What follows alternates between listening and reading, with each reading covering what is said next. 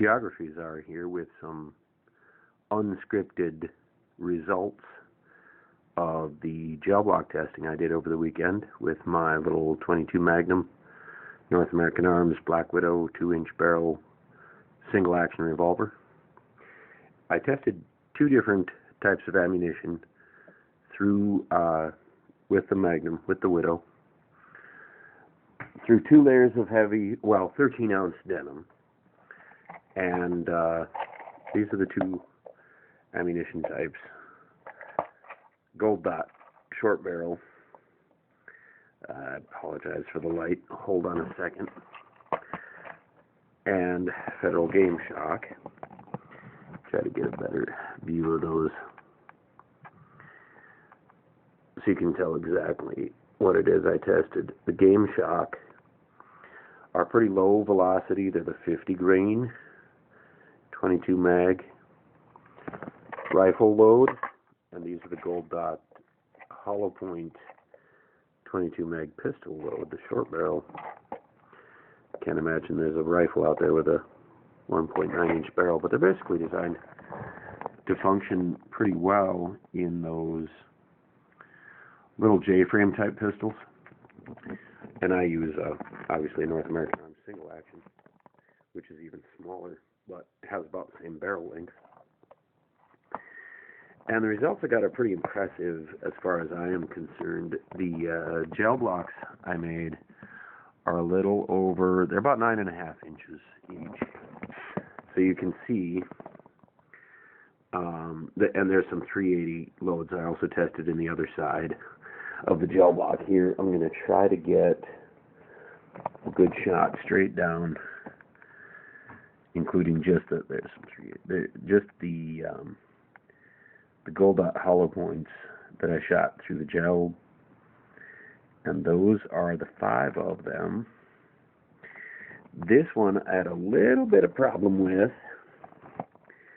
in that it's not the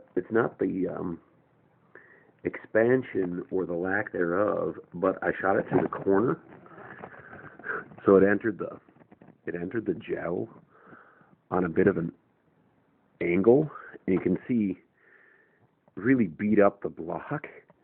It turned itself around, so I'm not really sure if it would have expanded properly or not, but it did what it did. The other 4 expanded properly, but again, trying to squeeze all these tests into 2 little 6x5 by 9.5 blocks, I managed to get one to hit the table toward the end of its trajectory. It's only an inch shorter or so than the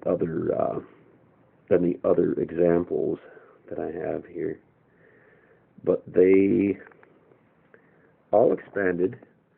Fired them all through 2 layers of 13-ounce denim, and they all, let me get some precise measurements here, they all went about a foot into the gel. That one stopped about 11 inches, the one that hit the table. So that's the Gold Dots. Pretty impressive results from 22 Magnum. The other ones I wanted to show you were the Federals, and they are, they didn't expand, obviously, and I didn't expect them to expand. What I wanted to see, I shot them from the other direction. They didn't stop at 2 inches in. Let me flip this gel block here. I'm playing hurt. I've got a slight hand surgery.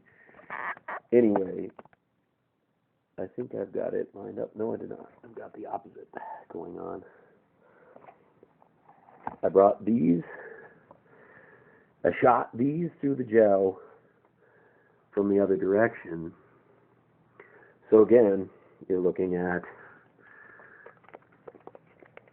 really similar penetration, even though they're a heavier, slower load. They also went 11, 12, maybe 13 inches. The one back there, by that 380 bullet, is about 13 inches in. And they all wound up base forward. Yeah, 12, yeah, just about 13 inches. They all wound up base forward, and they all made some pretty impressive wound tracks as they flipped around in the first block of gel. I want to see if I can find that side of the block specifically, so I don't get mixed up with the wound tracks from the 380 bullets, because they're that big as they're plowing sideways through the gel.